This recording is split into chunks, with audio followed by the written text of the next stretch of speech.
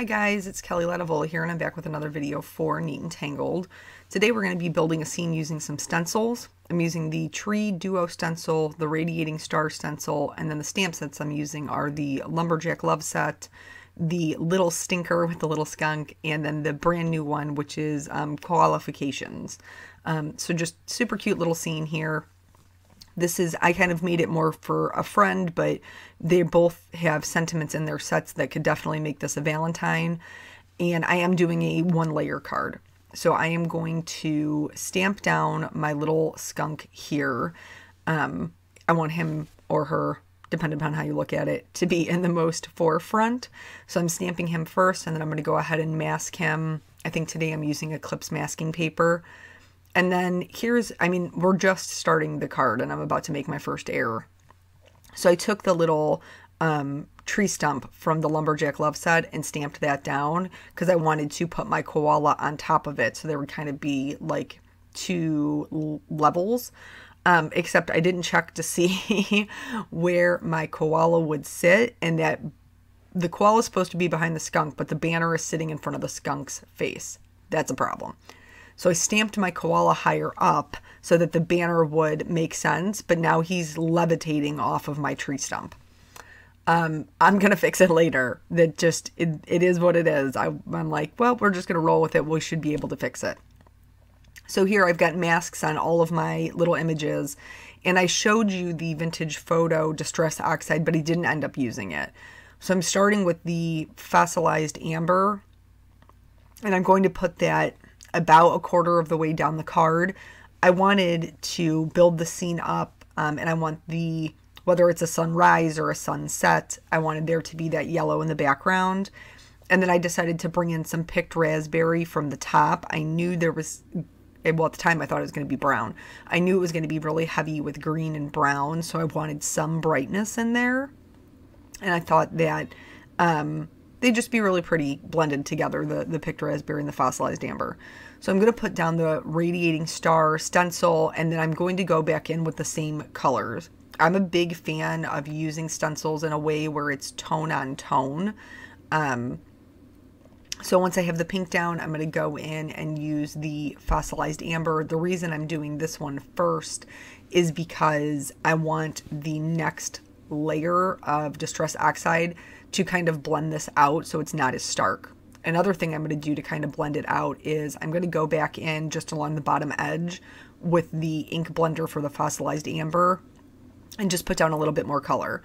Normally I don't show you cleaning off my craft desk, but I wanted to make sure to tell you I did have to clean off my Ranger craft mat because I wanted to make sure I didn't get any pink in my green, which would not be very pretty. So the next layer is going to start to be the beginning of my forest, and I wanted that to blend into the yellow. So I did the cracked pistachio first, and then I did the peacock feathers. And originally I was going to do the ground brown, and then I decided I didn't really want that brown. I'm just going to go straight peacock feathers, and we will see how it turns out. So I took that all the way down to the bottom. I'm going to go back in now with our next stencil. There are two stencils in this, the Tree Duo Stencil. I only used one of them. I used the one that was kind of offset and a little bit smaller. That seemed to work better for my purposes. I am going to put down a piece of, I think it was just like 3M Post-it note tape on the bottom, just in case I get any of that distress ink over the edge of the stencil. I didn't want a hard line in the middle of my scene. So I'm filling that in with the cracked pistachio, and then I'm going to go back in with the peacock feathers and just add a little bit of shading from the bottom up so the trees blend into the grass line a little bit better. I'm going to remove that. You could totally leave it like that at this point, but I'm going to add another layer because I can't leave anything alone. So this time when I go in, because I'm missing that other color to break it up, I skipped out on the vintage photo. The combination of the fossilized amber and the cracked pistachio looked very yellowish green. So I thought, okay, well, I'll just play that up. I got out the Twisted Citron Distress Oxide and used that. I did do the same shading kind of at the bottom with the peacock feathers just to help that blend a little bit better. And then we're going to remove the, no, I'm lying. I'm lying to you. I'm lying. We're not going to remove the mask yet. In order to bring kind of like that forest feel a little bit more forward, I'm going to use 2 of the trees from the Lumberjack Love set. And I didn't mask them because it doesn't matter. I want them to kind of blend into the background, even though I want them to be slightly more concrete than the trees we did the stencil with. I don't want them to be in the forefront of the card. I want these 2 little friends to kind of take center stage. So here I'm removing my masks, and I did have a little bit of a hard time for 2 reasons. One is there's a lot of moisture on this paper because I've gone over this with the Distress Oxides, and they don't dry down necessarily as quickly as Distress inks. The other reason I had a hard time is because I have on dark nail polish, and I cannot tell you how many cards I have just gotten like this bright red or burgundy streak across because I've tried to pick something up with my fingernail and I have drug it across my card. So I was trying to avoid doing that. We're going to move on to the Copic Coloring.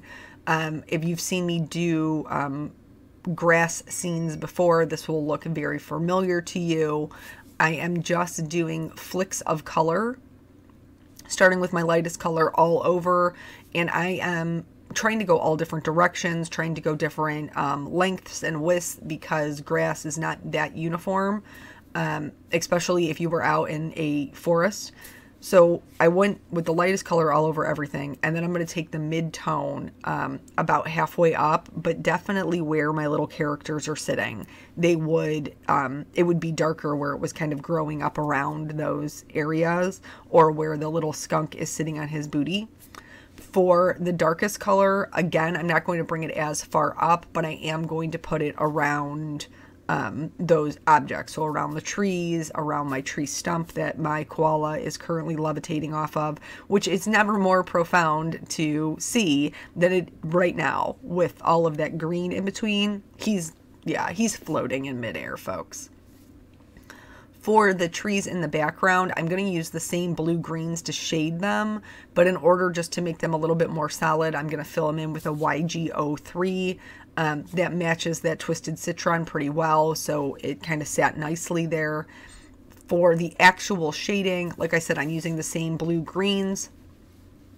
For the first color, I'm just kind of adding shading just right down the middle. I'm leaving the lightest edge, or the lightest color on the edge, and just kind of doing that. For all the other colors, there's only 2.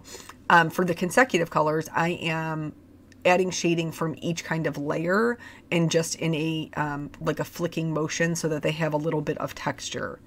I will tell you, coloring on top of Distress Oxides is a different animal because I'm not a scientist. I have no idea. This is from my experience. This is what I think. Because it's a pigment ink and it more or less sits on top of the paper and doesn't soak in like a dye does. It causes the Copics to also sit on top of the paper, and so they don't necessarily blend as well as they would if you were just coloring direct to paper or over a dye ink like Distress inks. I haven't ever had an issue coloring over those. It's only the oxides. So that's just something to know. I don't know how that's going to affect my Copics long term. I'm doing it anyway, as you can see, but that's something, you know, you're kind of going to have to decide if that's going to be an issue for you or if that's something that you're worried about. I really like the look of it when I want something softer, which is definitely what I wanted for these trees. So I'm not sorry because I think it came out super cute, but just for your own investment. Picked out my favorite brown combination, and then we're going to go in with this tree stump. So I'm coloring in the other tree stumps with the darkest color. Should note that. So I just filled them in. I didn't even shade them because they're not my focal point. I'm not worried about it. So for this tree stump, I filled it in with the lightest color, which is an E53. And then I'm going to go and fix my levitating koala. So basically all I did was take the darkest color and just kind of emulate that shape in the back so that it would be taller, and that section is darker anyway because it would be further away. So it's not even really something that's going to be a big deal. I will bring the whole thing together when I outline it to make it look like it's just part of that stamp, and it'll be fine. At least now he's got something to stand on, right? For the actual shading of the stump on the bottom, the way it's drawn is there's a section that kind of comes out forward. So I'm adding shading behind that. I'm also adding a little bit of shading in the center of it to kind of make it look a little bit concave. I'm only adding very minimal of the darkest color. And then to get some texture, I'm going to go in and do just kind of some squiggly lines, some whirls here and there. You don't really need a lot because it's not a large area, but it's going to give us that wood grain texture, like that bark texture that you would see out in the woods. And I really, I think it adds a lot to the card, especially when, as of right now, nothing has a lot of detail and it's all just kind of pushed into the background. So I always work from my darkest color to my lightest back out to my darkest. I'm not going to completely saturate the area where I've drawn in the texture with the lightest color. I'm more or less just going to sweep it over it with just the tip of the marker. So some areas are more blended than others. For my koala, I opted to do some warm grays. Like I said, I knew I was going to have to put basically all of my color in the background because my little animals are going to be pretty neutral. So I just went with a 1, a 3, and a 5 in the warm grays. And I'm really just adding shading where on the outside of his little ears, on either side of his face to give it some roundness, where he's holding that banner, there would be a shadow cast behind him. And then kind of like in the middle of his legs, like where his little koala thighs are, there would be some shading. So, I have recently started, well, I've done it once and it almost killed me. I started doing Beachbody's Hip Hop Abs. I don't know if you're familiar with any of the Beachbody's programs, but they're rough. But I have kind of been out of the workout game for a while. After I had my son, I was going to the gym consistently trying to lose that extra weight that we all get from, lovingly carrying our child. And so I had lost the weight, but I periodically put on that extra 10 pounds. And especially now that I'm a little bit older. But so I was like, okay, well, I like to dance. And when I was younger, high school and college, I danced all night long. You take me to a wedding, I do some cha-cha slide, I'll do some electric slide. I'm fine. It's good fun. So I was like, yeah, I could do that workout. It's like, a 25, 30 minutes of good solid cardio. Doesn't sound like a terrible time. I've done the Zumba classes. I've done it on my Wii, the Zumba classes. I'm pretty sure Shaun T was actually trying to kill me. Like, I think I should call my local police department and report an attempted murder because that 25 minutes, I was dying. I was absolutely dying. And like all the little girls in the video, they're so cute and they're super fit and God love them, in their cute little outfits. I was not cute by the time that video was over. I was sweaty. I was gross. I did it. I made it through and that's really all that counts. But, yeah, that was rough. And then they have like this diet that comes with it that if you want to follow that, and it's hardcore. Like, I know they're trying to get people the most extreme results that they can, but I'm like, you gotta live. Like, I gotta live. I need pizza. I need chocolate. Like, there are things I need in my... Last night when I shot this video at 2 o'clock in the morning, do you know what I snacked on? Cold bacon right out of my fridge. And the best part about that bacon was I didn't make it. My mama did. Thanks, Mom. I love the bacon. I'm not giving up bacon. So I realize that there is going to be a limit to what I personally can achieve. But I'll try it again. I'll try to do the videos again. It's rough. Exercise is hard. I mean, obviously that doesn't mean you shouldn't do it. You should be healthy and all of those things, but I am lazy also. So I thought dancing would be the way to go. I don't know that it is. We're going to have to keep, I don't know, investigating that. So coloring my skunk, I opted for the cool grays because I wanted him to be black. And I know you're probably looking at this right now, coloring it and being like, Kelly, I think you forgot how to color a skunk because that area is supposed to be white. I didn't forget how to color a skunk. Hang with me. I know we added a lot of shading to that white area, but it's kind of because he's got this sign in front of him. He's got this swirly tail. It's going to look white by the time we're done with it. Just hang tight. So I filled in all of the black areas with a C5. That's going to be my lightest color. And it just went once over with everything. And then I'm going to start adding my shading out from there. That's why we had all of the C markers, because we have a white area and a black area. His face is right in front of his tail. This can get a little bit tricky because you don't want his face to blend into his tail. You want to be able to see his cute little face. So I am adding the shading just, you know, like I normally would, kind of like underneath his like little flop of Elvis hair he's got going on there, on either side of his hands where it's wrapping around the sign.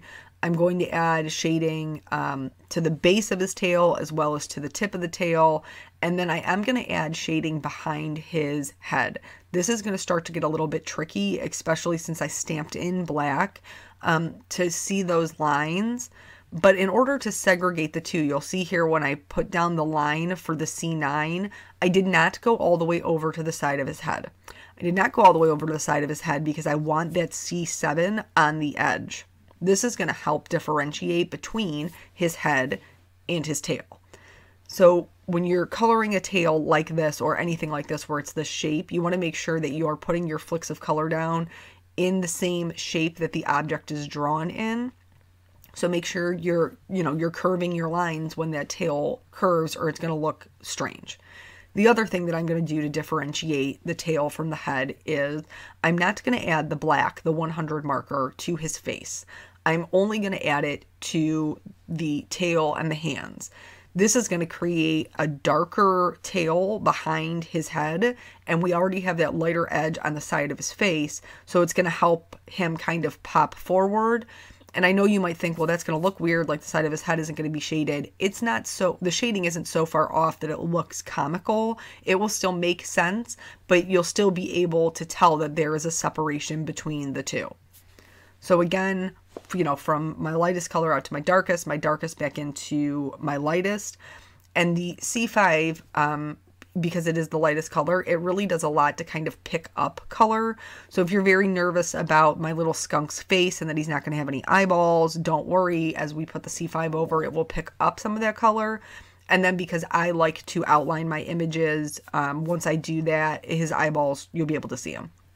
Since I had these markers out and this koala nose is so big and cute, I decided I was going to add just a little bit of shading to that as well, so it kind of fit the rest of the coloring that we did on the koala. I did add pink to my little skunk's ears, just like I did the koala's ears. I just somehow missed taping it, I guess. I thought that it would be like, so normally when I do banners and stuff, my go-to is the neutral colors. I do typically the cool grays, but I could do warm.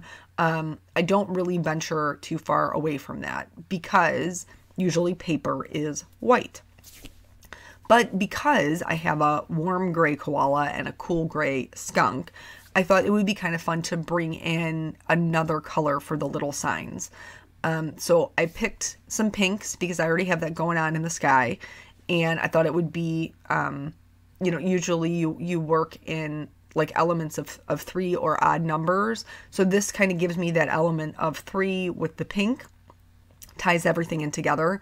So I'm adding shading to both the left or right hand sides for both of their, the banner and the sign.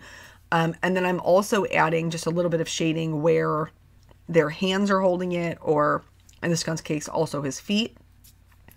The RV04 is a little bit aggressive, I'm not going to lie.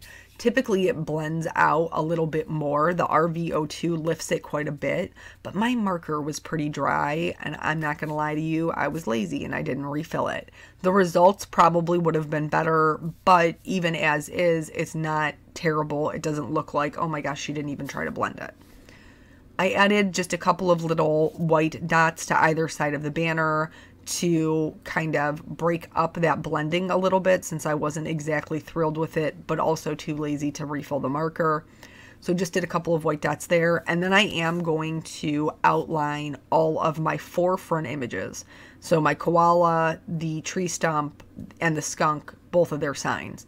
I did not re-outline the trees because I do want them to be more structured than the ones we stenciled, but I don't want them to kind of come forward and take any of the focal point away from my cute little characters, who would not even live in the same forest, by the way.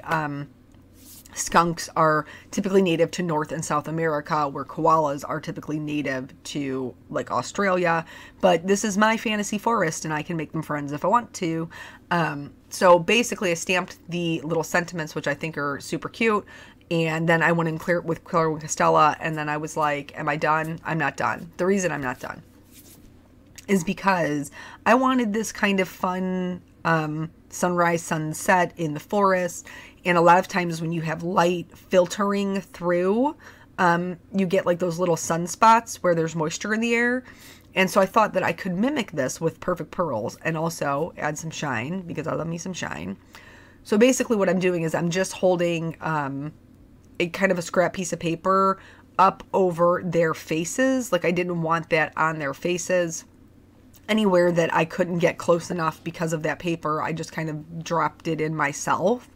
And I was really happy with the way that it turned out. I feel like it's a cute, you know, happy little forest. So that is the entire card. Thank you guys so much for joining me, and I will catch you on the next video. Bye.